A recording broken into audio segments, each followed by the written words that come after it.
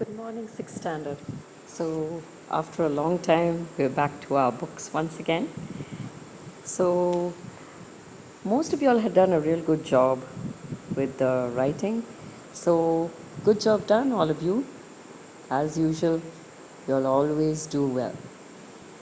So, now we're back to our textbook, and I hope you remember that we were doing Unit 11. So, now we'll go on to the next extract, which is text 11b. Okay, learning with my grandfather. Now this is written by a person called Tayyib Salib.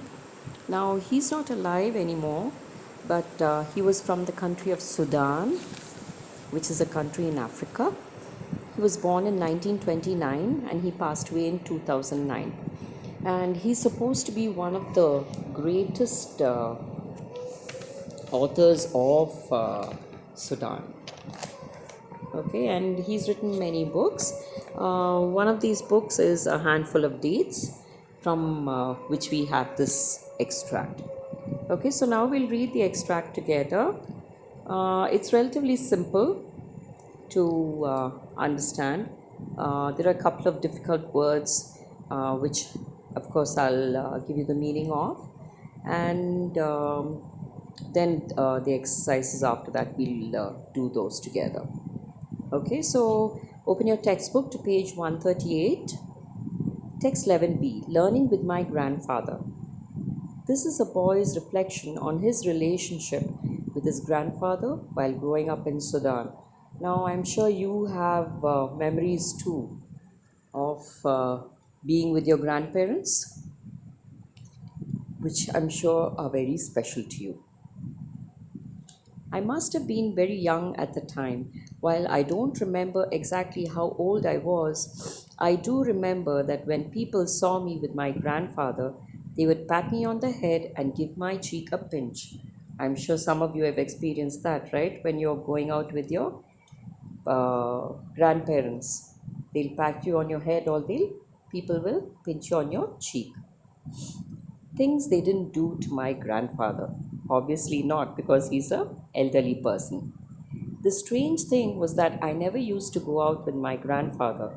Rather, it was my grandfather who would take me with him wherever he went, except for the mornings when I would go to the mosque to learn the Quran. So, you know, the holy book of the Muslims is the Quran, and they go to the mosque to worship. The mosque, the river, and the fields, these were the landmarks in our life. While most of the children of my age grumbled at having to go to the mosque to learn the Quran, I used to love it. The reason was, no doubt, that I was quick at learning by heart, and the Sheikh always asked me to stand up and recite the chapter of the Merciful whenever we had visitors, who would pat me on the head and cheek, just as people did when they saw me with my grandfather.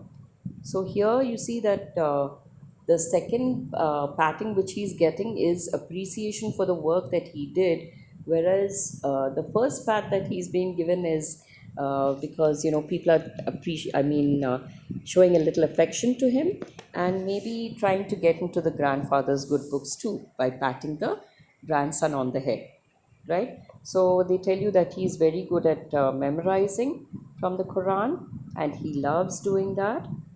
And of course, he tells you that his grandfather always takes him out, and that is something he enjoys too. Okay, so now we go on to the next page.